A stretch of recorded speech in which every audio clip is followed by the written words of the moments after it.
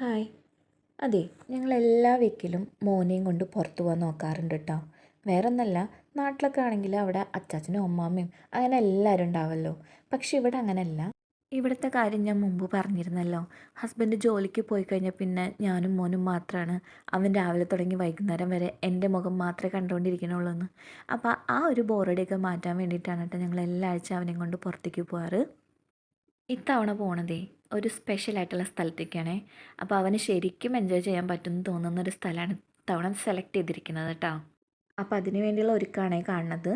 എവിടെ പോകുമ്പോഴും ഒരു പൊട്ട് തൊട്ടില്ലെങ്കിൽ എനിക്കൊരു സമാധാനം ഉണ്ടാവില്ല. ആദ്യം രാവിലെ പോകാമെന്നാണ് പ്ലാൻ ചെയ്തിരുന്നത്. പിന്നെയാണ് അത് ഉച്ചയ്ക്ക് മാറ്റിയത്. ഇപ്പോൾ എവിടെയെങ്കിലുമൊക്കെ പോകുമ്പോൾ റെഡി ആവാന്നുള്ളതേ കുറച്ച് ടാസ്ക്കാണേ. കാരണം റെഡി ആവാൻ തുടങ്ങുമ്പോഴത്തേനും മറ്റാൾ തുടങ്ങും കരയാനായിട്ട്. അങ്ങനെ കരഞ്ഞ് കരഞ്ഞ് എൻ്റെ മടിയിൽ കയറിയിരുന്നു.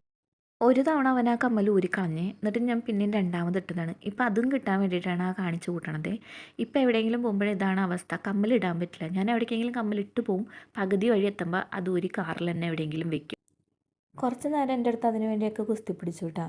അത് കഴിഞ്ഞിട്ട് ഈ അമ്മ എന്തൊട്ടേ കാണിക്കണമെന്ന് വിചാരിച്ചിട്ടാണ് ഈ നോക്കിയിരിക്കണത്. അപ്പോഴേ ഞങ്ങൾ എവിടേക്കാണ് പോയെന്നൊക്കെ ഉള്ളതേ ഞാൻ അടുത്ത വീഡിയോയിൽ ഇടാമേ. ഇപ്പോൾ ബായ്.